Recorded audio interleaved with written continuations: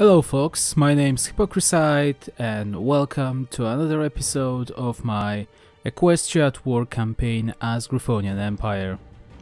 In the last episode we have managed to trample almost all of the south, the Aquileia, the Wingbardi and the whole Carinthian Pact. And right now we have a bit of a problem because to the last war actually the Concordat of southern nations have intervened, and to end this war I have to also peace out with them.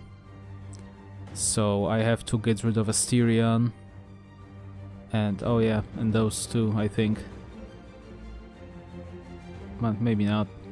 Yeah, well, we will see. But to get to them, I actually have to go through Bradfeld or through Falkor because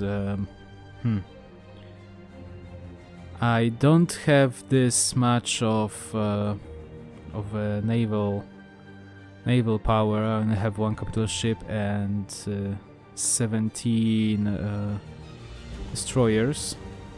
And 14 destroyers, 2 light cruisers and 1 heavy cruiser. And I don't know if they have oh yeah, they have like 77, 33 and 0. But all in all they have a much more ships than I do. Many more ships. They have more ships than me. Okay, we will go with this.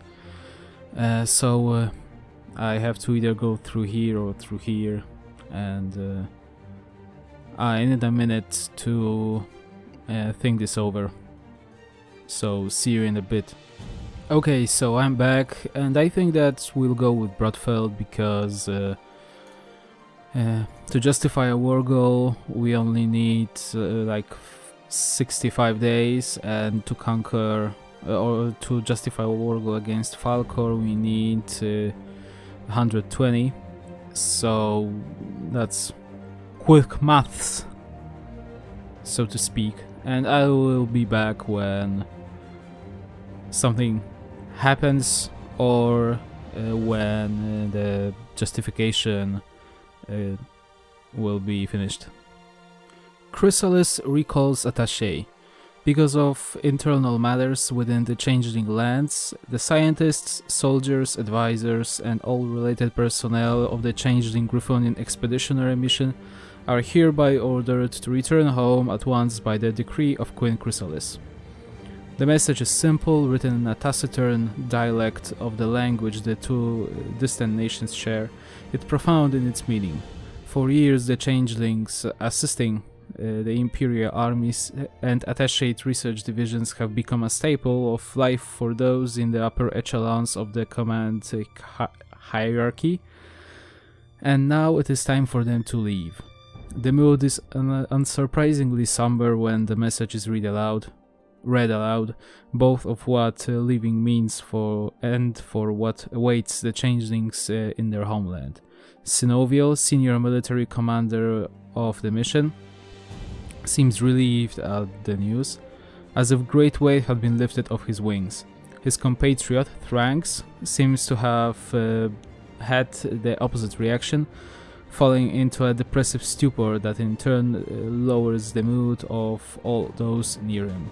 The differing reactions have prompted one of the Imperial commanders who worked with the CGEM to voice the idea that they should throw a party for all the members of the mission, to wish them fond farewells, for it would seem to be kind to let their last memories of the Gryphonian Empire to be happy ones. And let's not make a fuss about this and send them off with stoicism. Actually, I didn't have to send Panzergrenadier Division Panzergrenadier Division to die, and I just could delete it through this event, and I can throw a farewell party.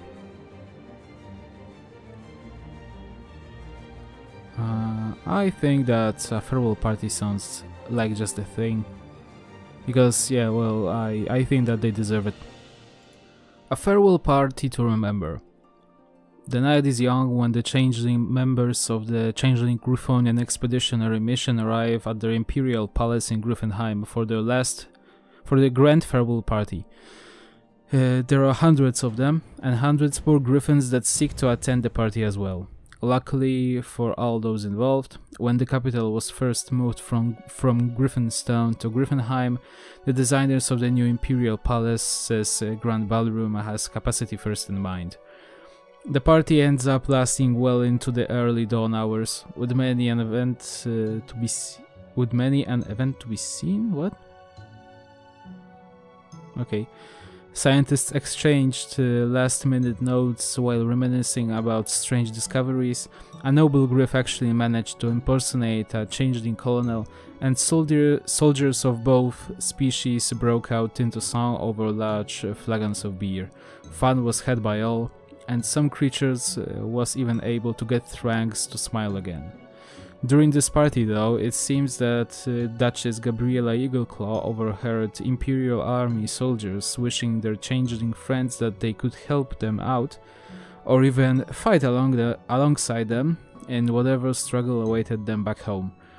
This would lead to a review of supplies and troop strength in the morrow. Theoretically, the proposal could be done, but it also could just be written off as an alcohol-induced hallucination. In any case, this night will long be remembered as the rowdiest party in memory and a true bright spot on the record of Imperial affairs. And what we can do about it? We wish our friends well in their journey home. When they go back, they should take 1,000 of 5 tons of supplies. Friends on it, friend alone. We'll send who we can back with them. Well, actually, changelings are at war with Equestria. And let's see how they perform.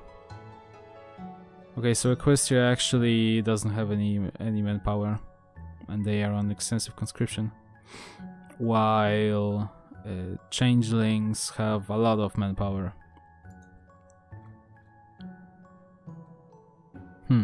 Yeah, well, I think that we can just wish them well because they don't need any help. A plea for asylum. Following the order to return of the changeling military mission back to Vesalipolis, General Thrangs has now approached none other than Duchess Gabriella Eagleclaw, begging them to let him stay in the Empire. They were immediately caught within the crossfire of other nobles and advisors. Some argued for, some against this plea for asylum. At the end, however, the choice was entirely up to the ruling Griffin themselves. As Thrangs broke down in tears before them, a choice had to be made. Well, I think that he has a good how to put it.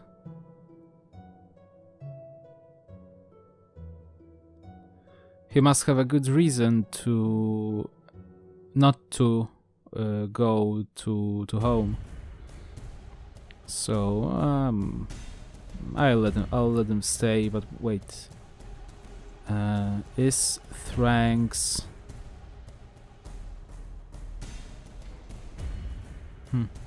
Yeah, I may let him stay, just for the sake of roleplay. I think that nothing bad will happen.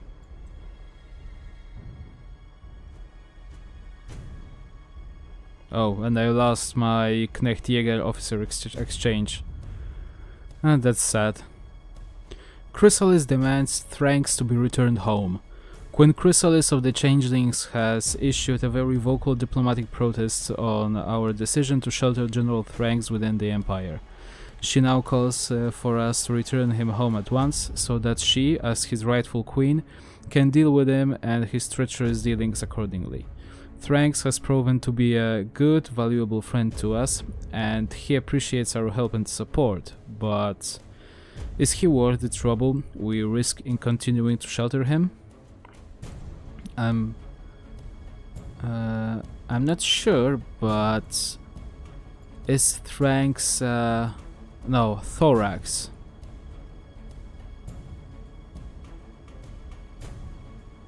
Thorax is the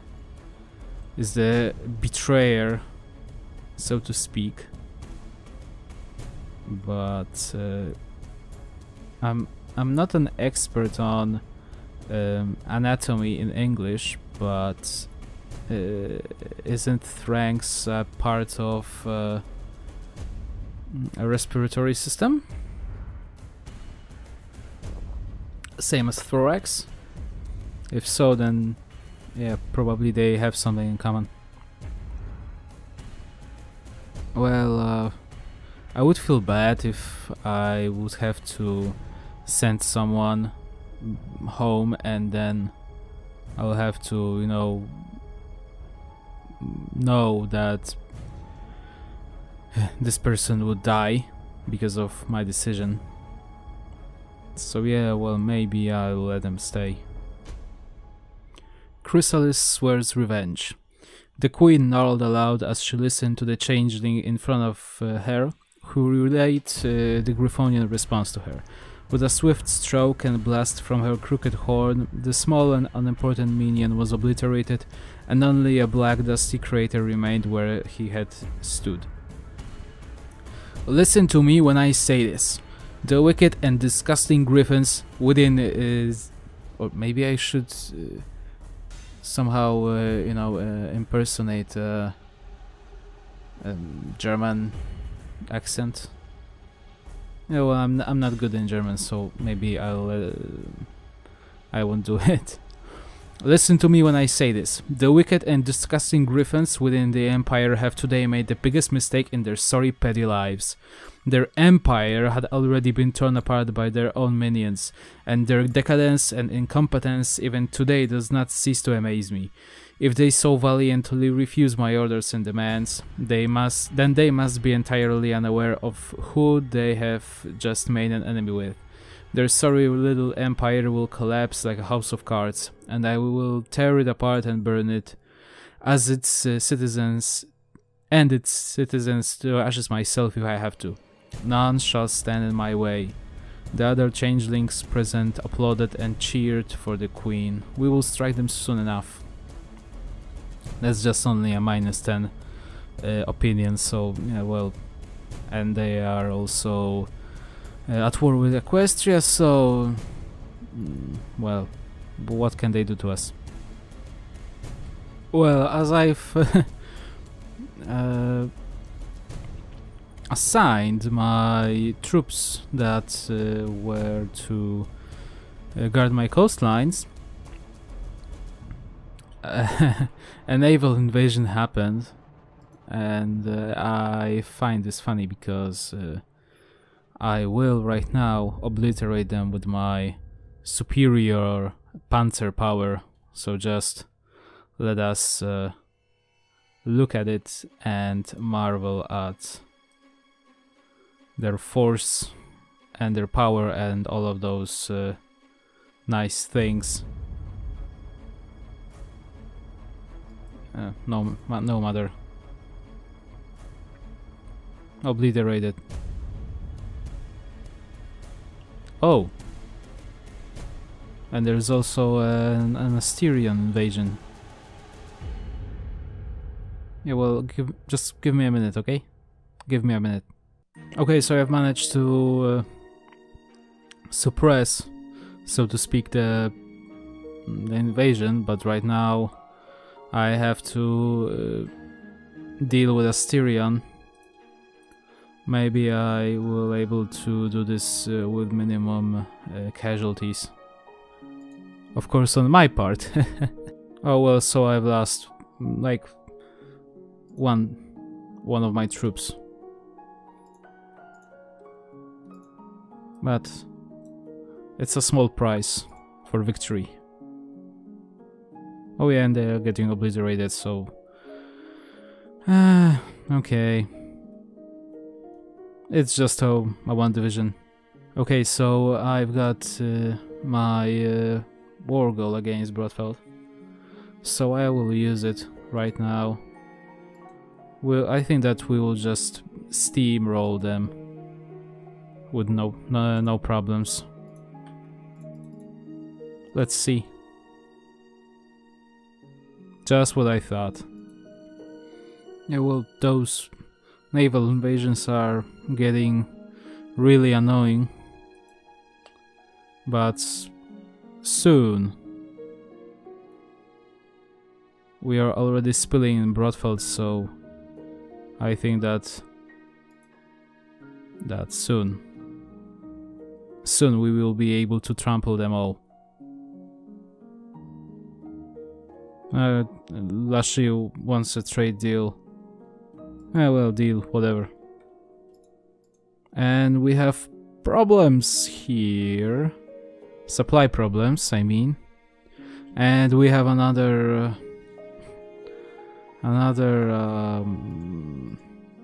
naval invasion. And that's really annoying. I mean, why do you even bother? For fuck's sake. How many times I will have to trample you here? I think I'll have to put my panzers to work, because the offense is actually very slow. Just stop and let the tanks do the work, do the talking. As you see, the offense actually is moving a bit faster, and right now we have a border with Asterion and with Sicamian. So I think that it's time for moving our motorized here and to slowly withdraw normal infantry.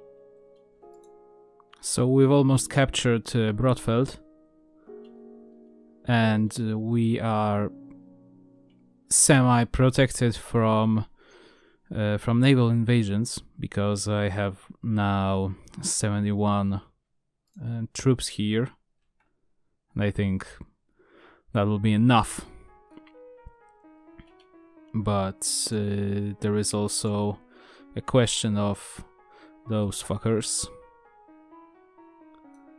Right now I don't even bother with being you know, safe for work, mainly because I'm tired of this war and of their persistence. God damn.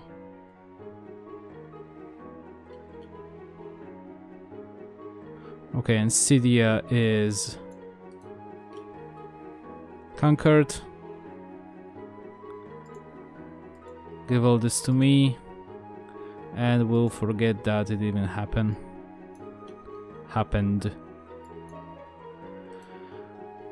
Just smash them, and we'll be good to go. But okay. Just chill. We got you, bros. Just let me readjust the orders. Oh. Ah, well, okay. I thought that I won't be able to go here, but we'll just have to get through Cabeza de Toro, and I think we'll be alright. Can you imagine that there is no air bases around? And I cannot even... cannot even, you know, move my Air Force without building another ones. Revenge of the Queen. It all appeared to be a perfectly normal day today, for the most part. General Thranks had used the time in Griffonia and away from other changelings to better incorporate himself into the life of a griffin. Oftentimes he had used his shape-shifting abilities to fit in, but many griffins, especially those who had previously worked with him, respected and liked him either way, no matter the appearance. Thranks has even gone so far as finding a lover that lived just outside of the capital. It was all too perfect, it seemed, and the lone changeling appeared to be in good claws. That was nothing but a ruse, though, it seems. Earlier today, during a visit at the restaurant, Thranks began to cough heavily and shortly after collapsed to the ground. Griffins nearby immediately rushed to his rescue, seeing him cough up blood, but it was no use. General Thranks died. A funeral was already being organized for the brave changeling, and he has been issued Griffonian citizenship post-mortem to thank him for the appreciation he shared for our nation and culture. Shockingly though, police has found out that the cause of Thranks' death was a deadly poison, one that has never been seen or used in all of Griffonia before. In addition, his fiancée is nowhere to be found following his death. Could this be a work of a fellow changeling sent by Chrysalis? For now we are unsure. Rest in peace, friend. As you can see, the offense is getting really good. Is that an expression? To get a good offense? No, I don't think so. Either way, we are performing great. As for now, of course.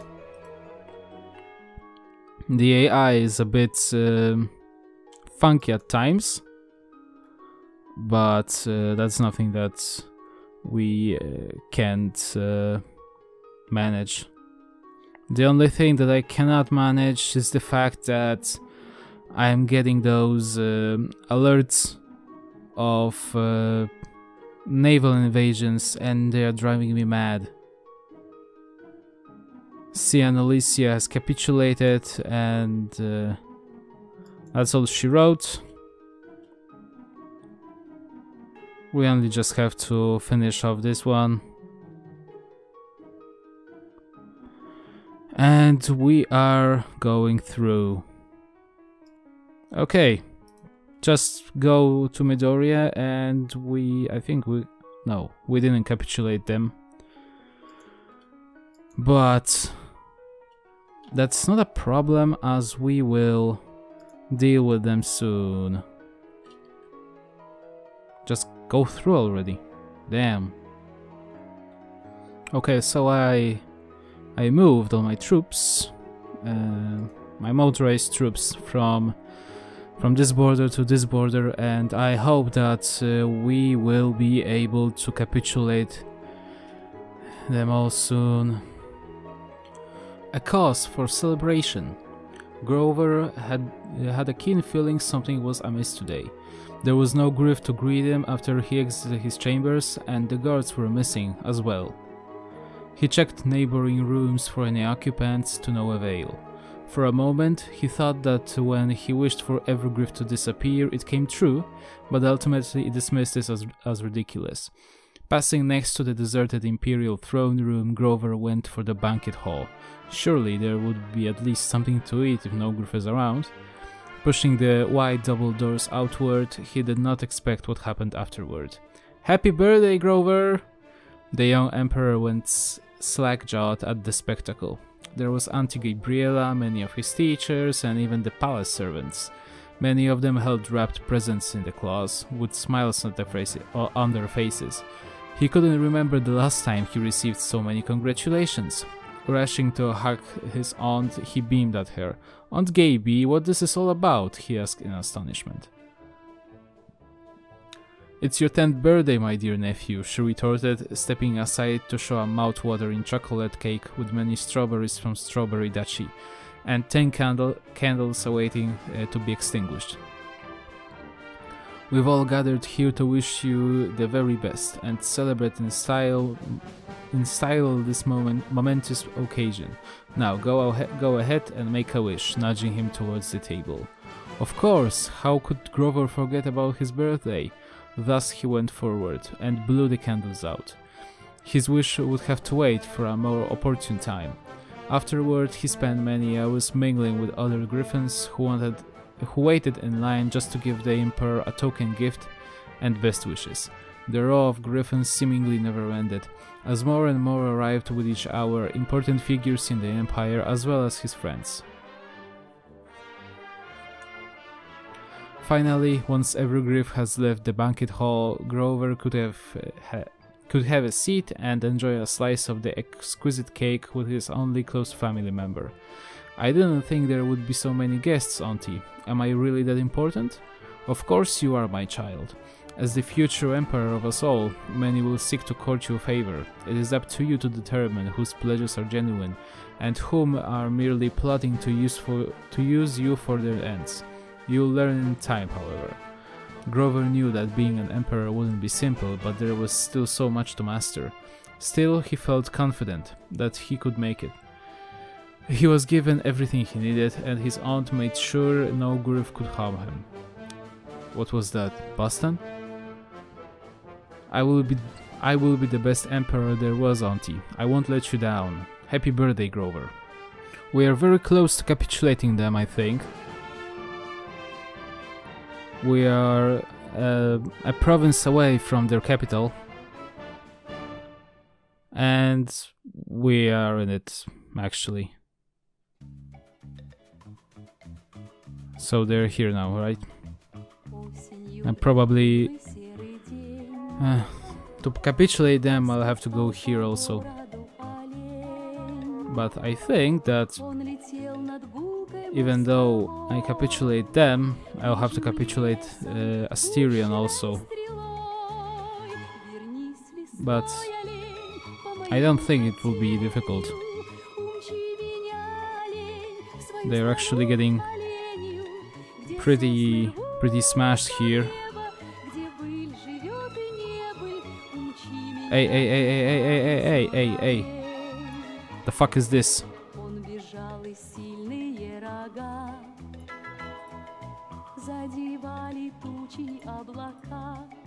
Why did you left your posts? Okay, they are overrun.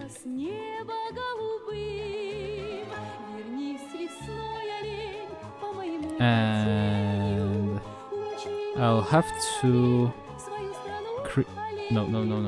I'll have to create new orders for them. Okay, now we can go. Helquil is in a bit of a pickle because the entire it's Griffonian Treaty. Okay, so that's a thing. Is after them. Oh well, that's something new. Purple Plague Unleashed. The kingdom of Helquil is notorious for its rabid hatred of ponies, but most assume they would be content after deporting them from their lands. The half-truth was quickly proven deeply wrong. Across the riverlands in eastern Griffonia, ponies were falling ill to the previously extinct disease known as the Purple Plague. At first, it was believed to be an insolent outbreak, were it not for Helquil recently proclaiming that they had brought doom upon the ponies. This vicious virus spread at an alarming rate, with a staggering death toll thus far, caused entirely by Helquil infecting healthy ponies and sending them back to their homes. The river ponies have put aside their differences and united as one to cast down the vile regime. Unfortunately, even if they are successful, nothing will bring back thousands of ponies that are all fuck. My tongue is a bit stiff. Of ponies that are already lost. Wingfried has gone too far. Why is that so difficult? Why do I have to put up with this shit? I mean, just kill them, please. Please, pretty please. Just go here and let the rest do the work. God damn. It was this easy. It was this easy to just take care of them. And there is only Asterion remaining. Okay, so yeah, just obliterate them, please. It was this easy. It was this easy. Please tell me that. For fuck's sake. Why? Is there a way to get here? I mean, am I even able? Or do I have to drop paratroopers? But first I have to research them. God damn. Even now they are trying their naval invasions. I am very, very tired of this. Like, super tired. Dead tired. I need 120 days to get to paratroopers. Or maybe I will be able to get rid of their navy here. Maybe that won't be so difficult. Let's see. Okay, so they are semi-able to do something about them. So maybe I will give them naval invasion support, just for some of my troops to get through. Sure, yeah. Through Midoriya to Lothar. Okay, maybe those paratroopers won't be necessary.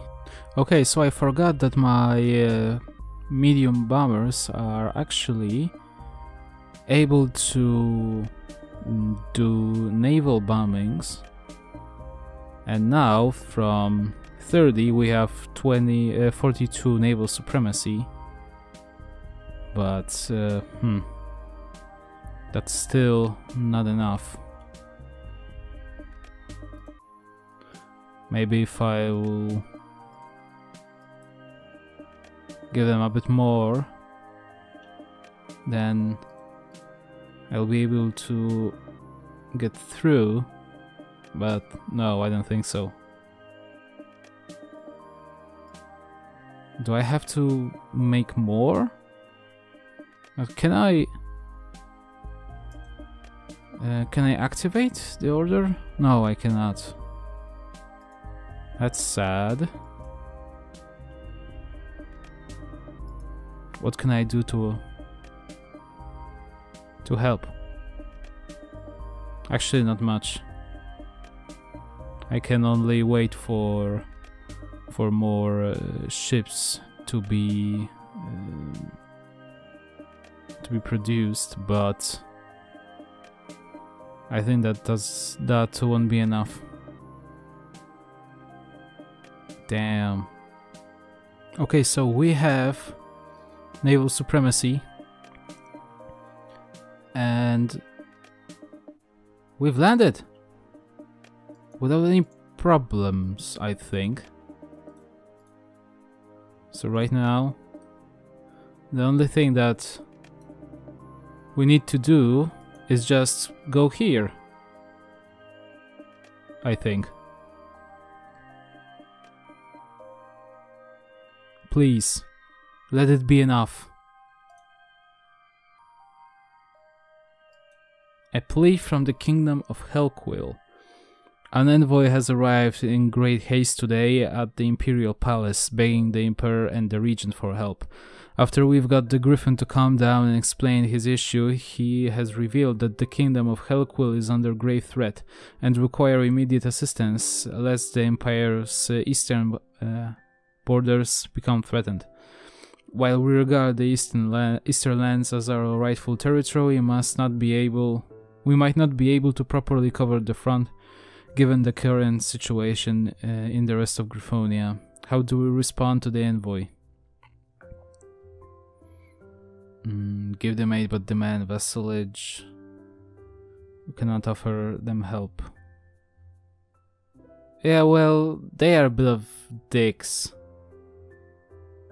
So let them rot. I'll deal with River Federation later. Please, let me just end this war. I am sick of it. Truly. That's not enough, it seems. I think that we will have to go to Gillian and recover Theseus.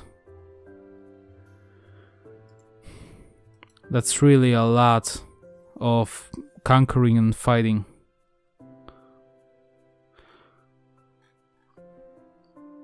Finally. Finally.